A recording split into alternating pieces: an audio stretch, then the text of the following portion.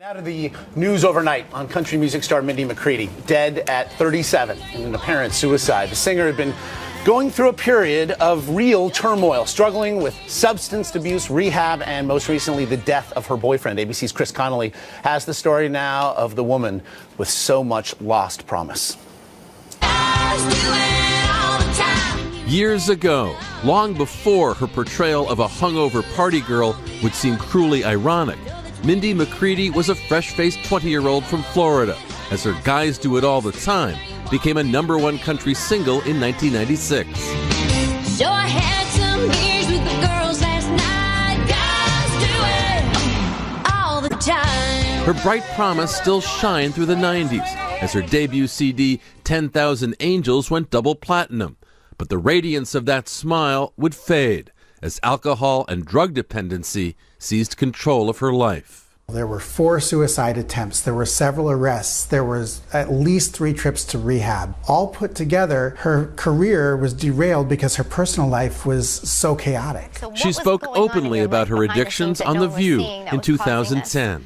When there would be some kind of crisis or some kind of painful thing happen to me, it was readily available to go and drink too much. Reality TV chronicled her struggle to get clean. When she sat down with ABC News late in 2011, McCready was hoping that she had turned a corner. I grew up in a really difficult way. I'm very proud that I've made it this far and that I understand why I've made the bad choices I've made and how not to make them in the future. Yet on Sunday afternoon, Mindy McCready was found dead of an apparently self-inflicted gunshot wound. She leaves behind 2 young sons and unsullied memories of a hopeful young singer who once dreamed of having it all. I'm still here.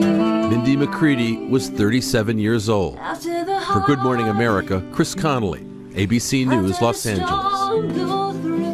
Thank you, Chris. We're going to bring in GMA legal analyst Dan Abrams now. And Dan, clearly a troubled individual here, had dealt with numerous legal issues over her life. Most recently, the questions around the death of her then boyfriend. So what now to make of that investigation? Right, so initially that was deemed to be a suicide. And then the authorities said, oh, wait a second, there are too many questions here. We want to continue that. I don't think this is going to change that. I think they're still going to want answers to know what happened, how it happened, and there's an argument to be made that this may even kick it into further gear as the authorities try to get some of those answers, some of those questions answered. She also dealt with addiction for most of her adult life. Her children actually put into foster care just a month ago when she was placed into court-ordered rehab. So now, what becomes of that? Last time we talked about this on the show, she had actually taken one of the children away out of state against a court order. And the question there was, how do they get her back? She eventually gave up both of her children when she went into this court-ordered addiction program. And now we're going to have to figure out what happens to these kids, because remember, the father of the older child lost custody after he allegedly tried to kill her. So there's all sorts of family problems here.